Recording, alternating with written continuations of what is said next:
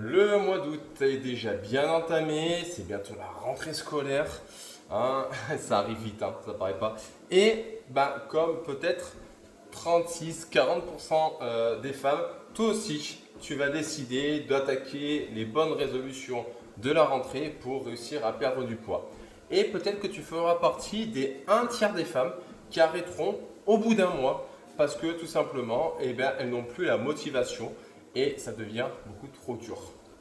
Tu sais quoi, si tu écoutes cette vidéo, écoute bien jusqu'à la fin, je vais te donner des conseils pour réussir enfin à sortir de ce cycle de je suis hyper motivé, je me lance et à la sortie, j'arrête tout. Ok?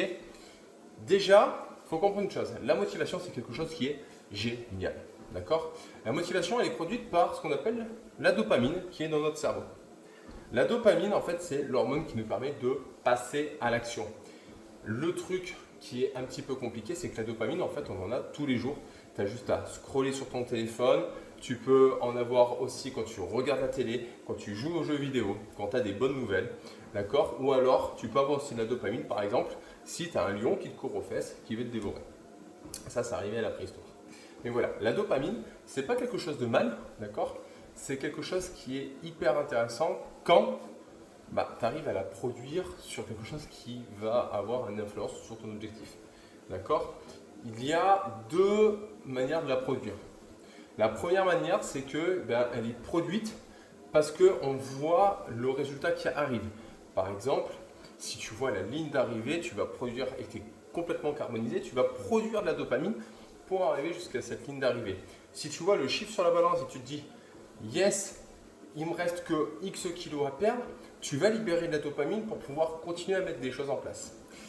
Le problème là-dessus, c'est que quand tu arrives sur des phases de plateau, quand la ligne d'arrivée est très très très loin, donc par exemple c'était mon cas, quand j'ai dû perdre 30 kilos, tu penses bien que je ne les ai pas perdus en quelques semaines, on voit la ligne d'arrivée très loin et du coup c'est très compliqué de garder cette motivation. Et donc du coup on ne peut pas compter sur ces pics de dopamine pour pouvoir mettre les choses en place. D'accord? Il faut comprendre une chose, c'est que la deuxième chose qui va te permettre de produire de la dopamine, en fait, c'est de passer à l'action. C'est de faire même quand tu n'as pas envie. D'accord? Par exemple, quand tu n'as pas envie de faire une séance, le fait de pouvoir la faire, d'accord, de déclencher l'action de la faire, ça va permettre par la suite de libérer de la dopamine. Donc en fait, le fait de faire quand tu n'es pas motivé va pouvoir, au fur et à mesure, produire du coup cette hormone qui te permettra d'être motivé. Ok? La deuxième chose qui fait que aussi des fois on a du mal à produire cette dopamine pour rester motivé, c'est le principe de la difficulté perçue. Je vais te prendre un exemple concret.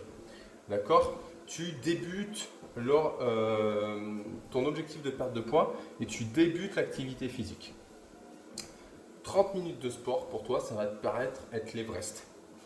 D'accord? Parce que tu vas te dire 30 minutes de sport, mais moi, en fait, au bout de 5 minutes, je vais cracher un poumon, je vais transpirer, je vais être dans des sensations que je ne connais pas et que je n'aime pas du tout.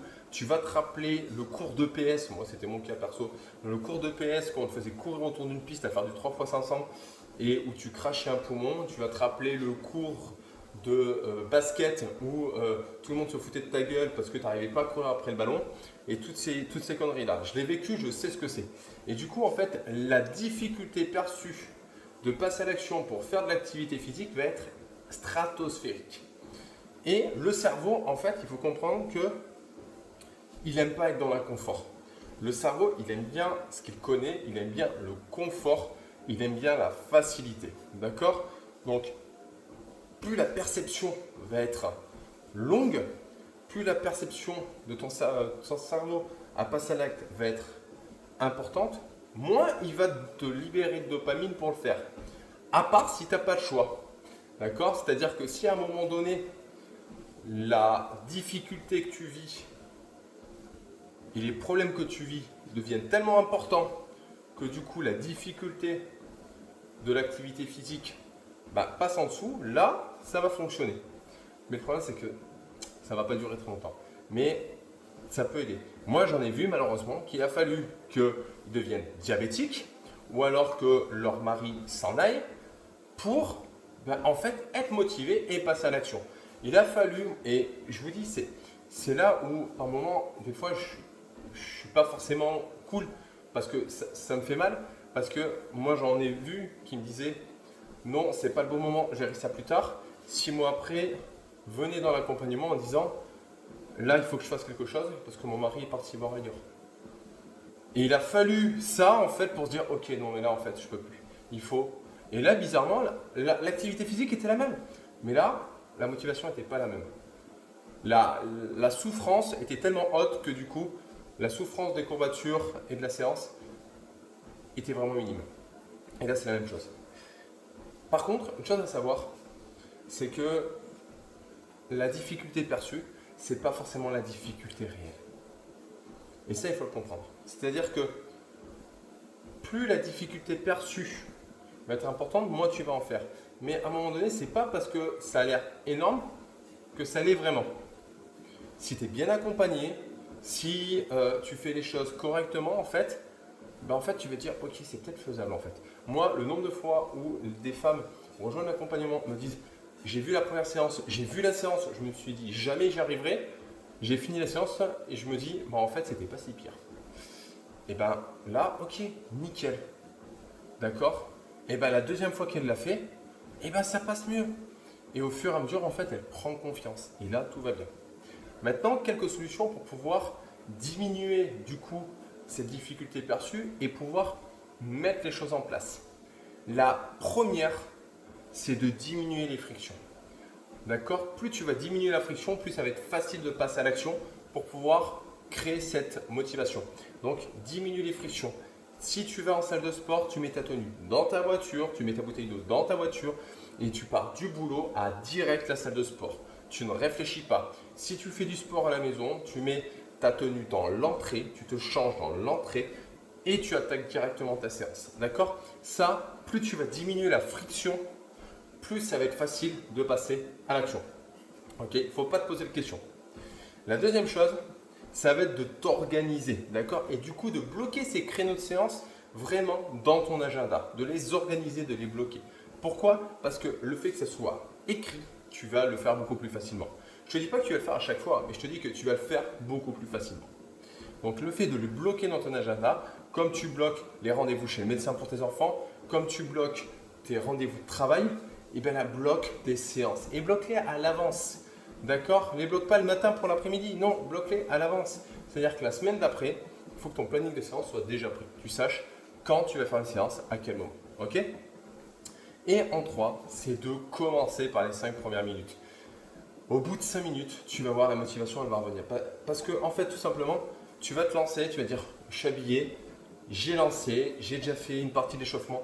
Allez, vas-y, basta, c'est bon, on peut commencer, on peut y aller. Et en fait, la motivation va venir tout simplement parce que tu seras passé à l'action, d'accord? Et que tu auras maintenu cette action pendant 5 minutes.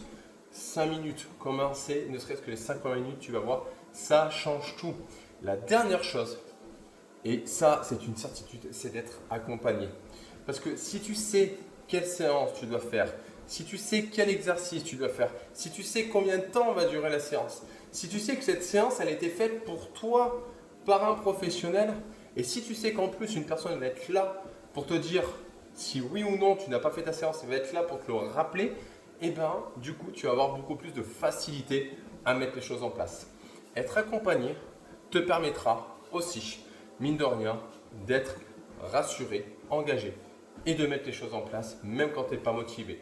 Le nombre de fois que j'ai vu des femmes de l'accompagnement me dire putain j'ai pas envie et que en fait en un coup de fil elles partent, elles font la séance, elles me disent en fin de compte merci parce que franchement je m'attendais à ce que ça soit hyper dur à la sortie, j'ai réussi.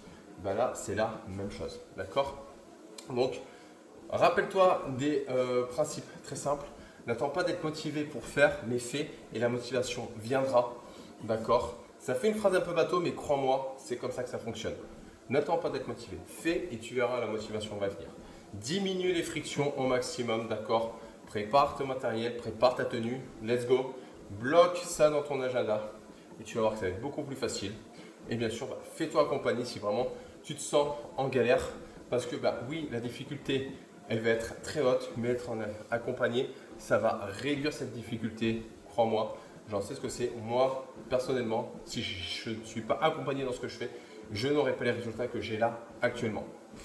Si tu veux déjà un petit coup de boost, tu peux rejoindre mon challenge de 21 jours. Tu auras un rendez-vous d'orientation avec moi pour pouvoir commencer dans les meilleures conditions et pour pouvoir tout déglinguer.